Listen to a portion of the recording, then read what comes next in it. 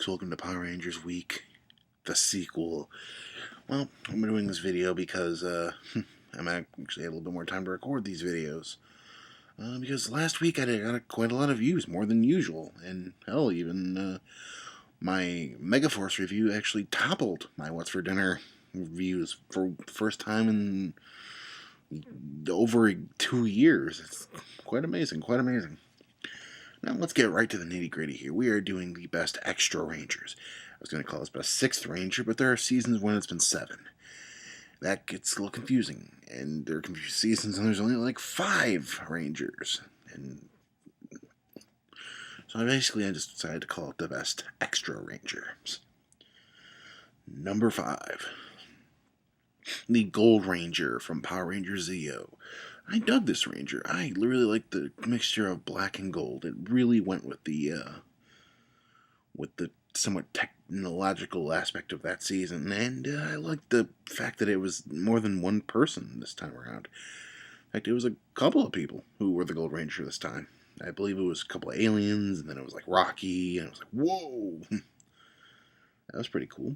Well, number 4, also from Power Rangers Zeo, the Magna Defender. This night bull riding bastard technically wasn't a ranger, but he was enough of a ranger to be on this list. He was fantastic. He was badass. He had a tragic backstory, which is always appreciated in superhero cartoons. He was quite fun. He was fun. Number 3, the Titanium Ranger from Power Rangers Lightspeed Rescue. Now, this Ranger is quite unique, it is the first and only so far Ranger to be an original creation just for the show, not based on any character from the Super Sentai series. This is different. Power Rangers doesn't do this enough. It's expensive to do it because they have to go out and shoot their own footage and get more costumes and get the actors there, and it's a pain in the ass. But it was quite nice to get something. It wasn't the best season, but hell, it tried something new, and that's always appreciated. Number 3, the Quantum Ranger from my personal favorite season, Power Rangers Time Force. This was one of my aspects I absolutely loved about the show, was this character, Eric, who had a very similar kind of story to, the Red Ranger in that series. And, by the way, there were 3 Red Rangers, at least in the show. So, he really had to stand out here. Well, basically, he didn't look all that different from the other Red Rangers in this show, except for a little bit of black. But his actions and his motivations were quite different than most 6 or whatever extra Rangers. He was never quite bad. He wasn't a villain. He didn't want to kill the Rangers. He wasn't hypnotized or anything like that.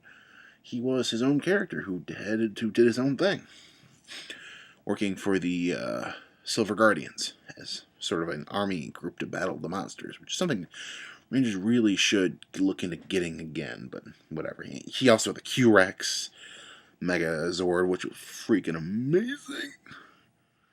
It was very reminiscent of the Dragon Zord from, Tommy's signature Zord there. Number 1. You guys are going to kill me, breaking my own rules here, but I had to go with Tommy. Tommy is the best extra Ranger, and originally I said it was going to give you the white incarnation, and that's the picture being shown. But in reality, he is the best extra Ranger. Whenever Jason David Frank steps into the scene, you know something amazing is going to happen. Especially when we haven't seen him in a while. He was the White Ranger, the Green Ranger, the frickin' Red Turbo Ranger, the frickin'... Oh, God. He was Zeo. He was the Black Dino Ranger. He was all of it and more, and it was fantastic. And he continues to show up and be important in this series. He's the best. Well, we're about to hit about 5 minutes, about 6 minutes of the intro, so I'm going to let you guys go. See ya.